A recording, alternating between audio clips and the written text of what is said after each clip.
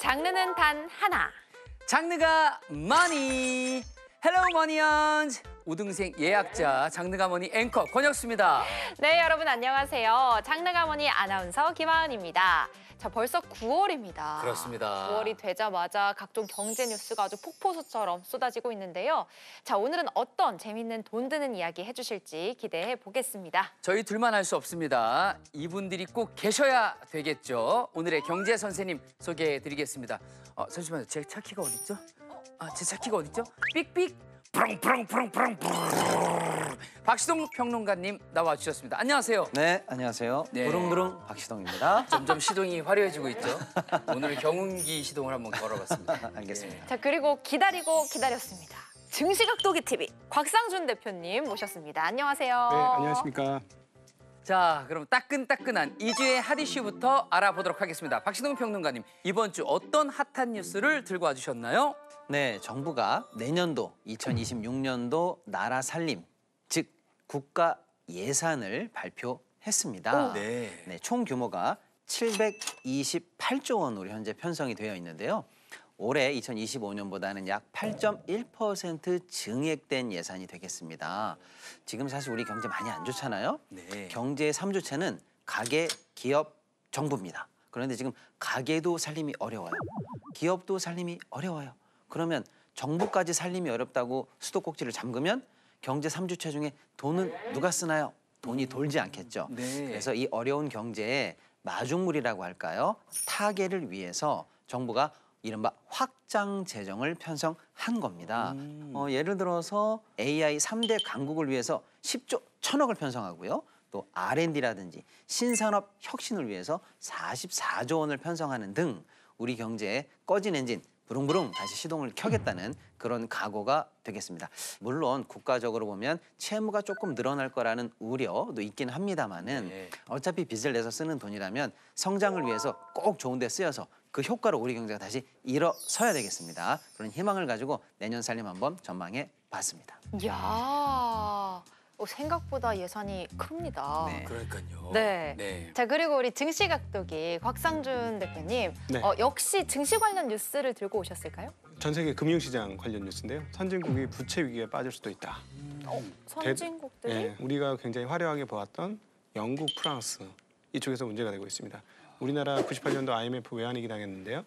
프랑스도 지금 우리하고 똑같은 IMF 구제금융을 받아야 되는 거 아니냐 이런 생각을 하고 있습니다. 거기까지 간 겁니까? 네, 그래서 지금 상황이 어떻게 되냐면 그 나라들이 빚을 좀 땡겨 쓰겠다고 채권을 발행하고 있는데요. 네. 살 사람이 별로 없습니다. 예, 그러니까 국채 금리가 계속해서 올라가고 있어요. 아이고, 예. 그게 팔려야지 또 되는 건데. 그렇죠. 빚을 내야 되는 거고 개인으로 따지면 그게 대출을 써야 되는 예, 건데 예. 그동안 대출을 너무 많이 써가지고 돈을 빌려주는 쪽에서 믿을 수가 없는 거예요. 예, 이런 일이 벌어졌고 덕분에 어떤 일이 벌어졌냐? 금값이 사상 최고치에 도달했습니다. 매달 갱신을 하잖아요. 네, 지금 뭐 온스당 3,600불을 드디어 돌파했는데요. 이게 왜 그러냐? 돈을 믿을 수가 없다. 이 어떤 돈이라는 건 경제의 그 뭐랄까 범위를 규정하는 기준인데 그 기준이 지금 흔들리고 있습니다. 네, 아주 전 세계가 흔들흔들 대외적인 이슈가 산재한 상황인데요. 이럴 때일수록 더더욱이 장르가 머니에 집중하셔야겠습니다. 그렇습니다. 자, 그럼 본격적인 토크로 넘어가 보겠습니다. 혁수 앵커, 이번 주 주제가 뭔가요? 네, 중국 최대 클라우드 기업 알리바바가 AI 칩을 자체 개발했다는 소식 들어보셨을 텐데요. 이 뉴스가 전해지자마자 글로벌 기술주들 우아르르 떨어졌습니다. 중국이 AI 반도체 자립을 선언했다라는 평가가 나오고 있는데요. 자, 그렇다면 중국의 자립은 과연 성공할 수 있을까요? 앞으로 더욱 치열해질 미국과 중국의 AI 패권 전쟁. 투자자들은 과연 어디에 줄을 서야 할까요? 이런 흐름이 K반도체에게는 과연 이득일까요? 손해일까요? 궁금한 게 정말 많은데요. 지금부터 이주앤머니에서 쉽게 풀어보도록 하겠습니다. 안 그래도 제가 요즘 그 미국 주식에 좀 투자를 하고 있다 보니까 네네. 며칠 동안 조금 좀 그랬습니다. 올해 1월 이 딥시크 사태 다들 기억하실 거예요. 네네. 그 악몽이 이렇게 반복되는 거 아니냐라고 우려하는 목소리가 지금 굉장히 큽니다. 어떻게 보시나요? 이렇게 보시면 될 것 같아요. 우리 권혁수 앵커님이 지금 요즘 떼돈을 벌고 계시잖아요, 지금. 근데 왜 떼돈을 벌고 있냐면 권혁수는 권혁수밖에 없기 때문에 그래요. 그걸 우리가 경제 용어로 독점이라고 표현할 수 있습니다. 와, 번역소를 제가 독점하고 있는 거예요. 예, 그렇죠. 그때는 어떻게 되면 출연료의 몸값이 계속 올라가게 되는 거죠. 네네. 엔비디아가 시가총액 1등이에요. 왜 그럴까요? 독점이기 때문에 그렇습니다. 음. 근데 왜 주가가 이렇게 휘청거렸느냐? 경쟁자가 출연했기 때문에 독점이 깨질 수도 있다. 이야. 그래서 주가는 먼저 타격을 받을 수밖에 없습니다. 근데 사실 중국이 AI 칩을 개발한 게 이번이 처음이 아니잖아요. 네, 화웨이에서도 개발을 했던 걸로 알고 있고요. 근데 지금 딥시크 쇼크 같이 알리바바 쇼크라는 말이 나올 정도예요. 네. 그 정도로 이렇게 사태가 번진 건 이유가 뭘까요? 일단 알리바바가 중국에서 최대 데이터 센터 사업자이기 때문에 그렇습니다. 데이터 스토리지만 하는 거는 그 옛날 데이터 센터고요. 지금의 데이터 센터는 AI의 서버를 갖춘 데이터 센터입니다. 근데 이 데이터 센터를 운용하는 업체가 칩을 만든다고 하니까 그러면 바로 엔비디아가 팔 수 있는 칩을 이제 못 팔겠구나. 이런 생각을 하게 되는 거죠. 네네. 그래서 다른 업체가 칩을 만드는 것보다 데이터 센터가 칩을 만드는 게 더 타격이 더 큽니다. 그런데 여기서 또 하나 알아둬야 될 게 이게 중국 같은 경우는 미국 당국이 워낙 제재를 많이 하기 때문에 없어서 돌릴 수가 없어요. 그러니까 막 쌀을 안 주면 네. 옥수수라도 먹어야 되는 거 아니겠습니까? 그렇죠. 네, 네, 네. 근데 그런 상황이 지금 중국에서 벌어지고 있다. 에이 그냥 우리 기술 한번 만들어 보자. 우리가 재료를 한번 만들어 보자. 뭐 그런 거 아니겠습니까? 네, 맞습니다. 사실은 이제 미국이 네. 중국을 견제해야 되겠다는 국가 목표가 있지 않습니까? 네. 경제 분야와 군사 안보 분야 모두를 중국을 상대로 견제할 때 그 교집합 한 가운데 뭐가 있냐면 반도체가 있어요.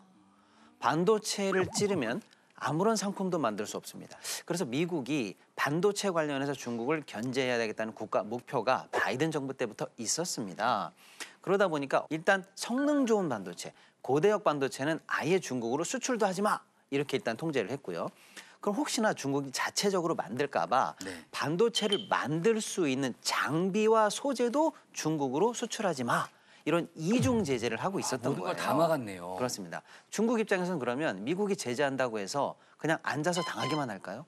그럴 수는 없을 거 안 되죠, 아닙니까? 안 되죠. 그래서 이가 없으면 잇몸으로 간다라고 해서 중국 입장에서는 그럼 우리가 스스로 해내자 이렇게 결심을 한 거죠. 네. 그러다 보니까 어떤 일이 가능했냐면 정상적인 상황에서는 가능할 수 없는 소위 말하는 모험 투자 그리고 모험 연구가 가능했던 겁니다.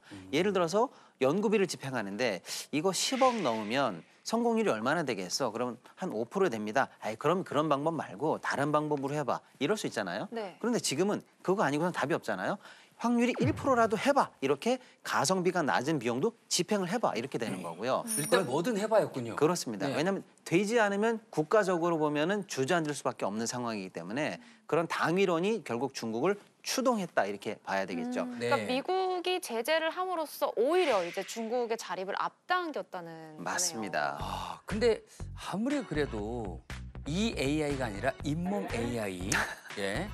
엔비디아 반도체를 잇몸 AI가 쉽게 이길 수 있을까 싶은 느낌이 들긴 하는데 이 성능에 대해서 알려진 바가 있습니까? 현재 이제 객관적으로 봤을 때 지금 세계 최고 수준인 블랙웰이라든지 이런 엔비디아 반도체 수준에는 못 미친다는 게 평가예요. 다만 중국 내에서는 아니야, 우리 거의 다 따라왔고 적어도 80% 이상은 추격했어라는 중국 측에서 보도는 나오고 있습니다. 네네. 이 둘을 종합적으로 봤을 때 현재 최고 수준에 이르진 못했으나 적어도 AI 산업을 자체적으로 굴려갈 수준까지는 된다라는 게 분석인 것 같습니다. 그렇군요. 그런데 이 와중에 미국은 반도체 제재를 또 한 번 강화했습니다. 이제는 중국 공장에 미국산 장비를 못 들여오게 한다고요? 아, 그래서 삼성, SK 하이닉스 주가가 출렁였던 거군요. 왜냐면은 저희 삼성이나 SK 하이닉스도 중국에 좀 대형 공장을 운영하고 있잖아요. 그렇습니다. 네네. 네, 지금 삼성 같은 경우에는 중국에 투자된 금액이 약 29조 6천억. 거의 30조 가까운 돈을 투자해서 공장을 운영하고 있고요. 네네. SK도 약 15조 이상을 투자해서 공장을 운영하고 있습니다. 천문학적으로 돈이 투여돼 있고요. 또 주요 품목의 생산량의 절반 가까운 데를 사실 중국에서 우리가 만들어내고 있거든요. 예. 네. 그런데 지금 미국 측의 제재가 만약에 이제는 확정된다면 좋은 장비, 좋은 소재들이 여기 이 공장에 투입되지가 못한다면요. 네. 그럼 어떻게 될까요? 이제는 여기서 만드는 제품들은 다 옛날 제품, 소위 말하는 레거시 제품, 한 유행이 지나간 제품만 남게 되겠죠. 점점 이 공장이 말 그대로 사장될 수도 있다라는 우려가 커지는 거죠. 우리 반도체 회사 입장에서는 사실은 굉장한 악재다 이렇게 평가받을 수가 있는 뉴스죠. 이건 뭐 그냥 고래 싸움에 새우 등 터진다 뭐 이런 얘기가 바로 떠오르는데 앞으로 어떻게 해야 돼요? 이거 K 반도체 이 반도체주는 사지 않는 게 답일까요?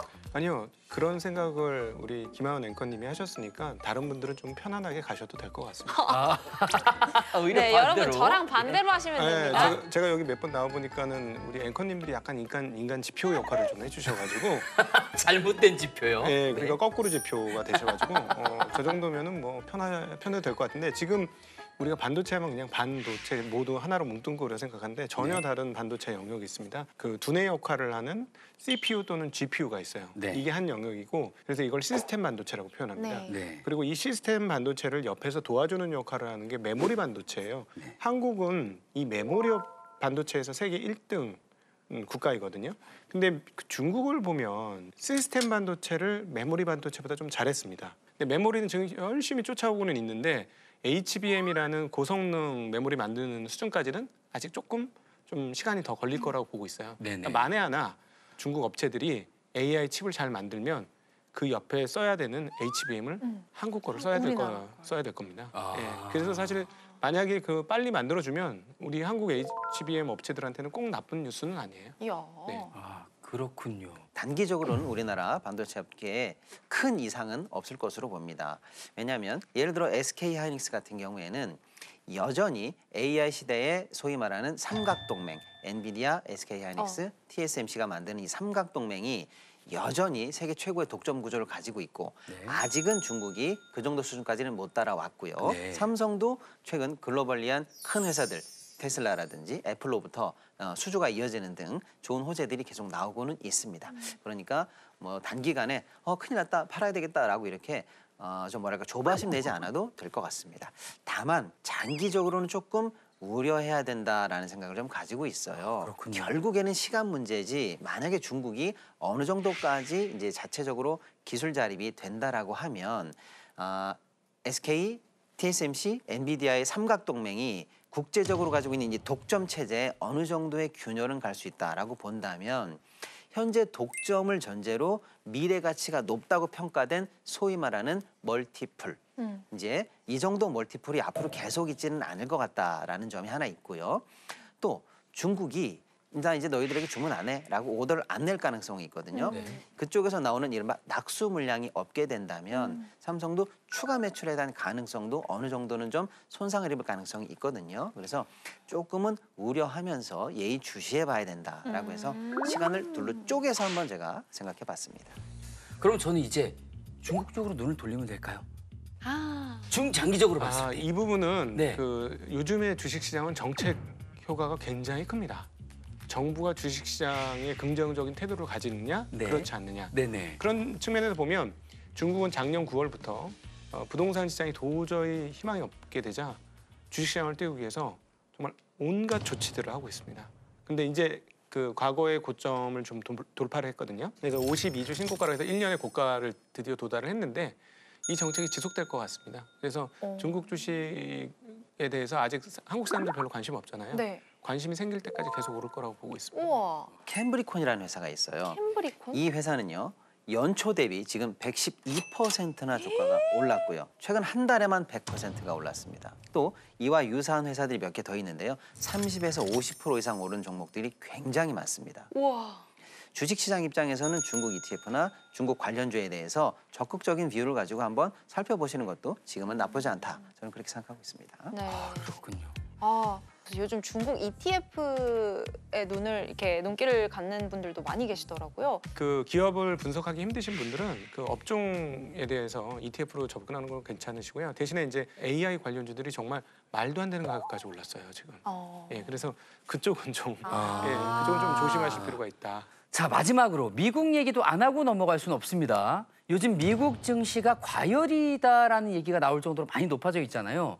자, 글로벌 강자인 미국이냐 아니면 성장 잠재력이 있는 중국이냐. 과연 둘 중에 어디가 나을지 고민되거든요. 두 분 생각은 어떠신지요?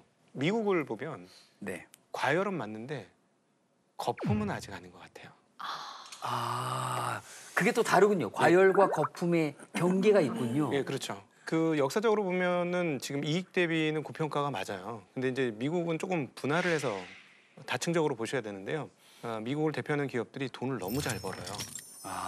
현금이 쏟아집니다. 그런 기업들은 가치 대비 주가가 높다고 할지라도 계속 돈을 잘 벌기 때문에 상관은 없고요. 네. 그다음에 뒷단으로 거시적으로 봤을 때 매우 중요한 포인트는 하나가 또 있는데 뭐냐면 금리가 미국 금리가 내려갈 것이라는 점이에요. 네. 그거는 주식시장에 되게 호재죠. 왜냐하면 돈의 양이 늘어나니까. 박시성 평론가님, 이 얘기도 맞지만 중국의 성장세 여기에 투자하는 것도 좋은 방법이잖아요. 맞습니다. 네. 이제 미국 시장이 버블이냐, 거품이냐, 고점이냐 이런 논란이 있는데 네. 실적이 있어요. 네. 그리고 실체가 있고요. 네. 앞으로도 추가적으로 AI라든지 이런 주도주들이 가야 될 길에 허들보다는 꽃길이 더 많아요. 다만 지금까지 미국 증시가 쭉 최근 몇 년간 올라왔던 이 어마어마한 에너지가 있거든요. 네. 전 세계에서 가장 많이 올랐고요. 뭐 몇천 % 오르지 않았습니까? 네네. 특정 종목 같은 경우에는 그 정도 에너지가 앞으로도 계속 있을 것이냐. 저는 그 부분은 조금 의구심이 있습니다. 근데 그 그래프가 중국에서는 나올 수도 있다는 거잖아요. 그렇습니다. 이제는 조금 더 중국 쪽이 더 낫지 않느냐라고 생각하는 게 네. 중국의 확실한 굴기, 그다음에 정부의 지원, 민간의 어떤 서포트 이런 것들이 성과를 내면서 어느 정도는 올라오지 않을까 그런 생각을 하고 있습니다. 네, 오늘 알리바바의 AI 칩 개발 소식부터 앞으로 우리나라의 반도체 시장에 미칠 영향 그리고 투자자분들을 위한 조언까지 꼼꼼하게 짚어봤습니다.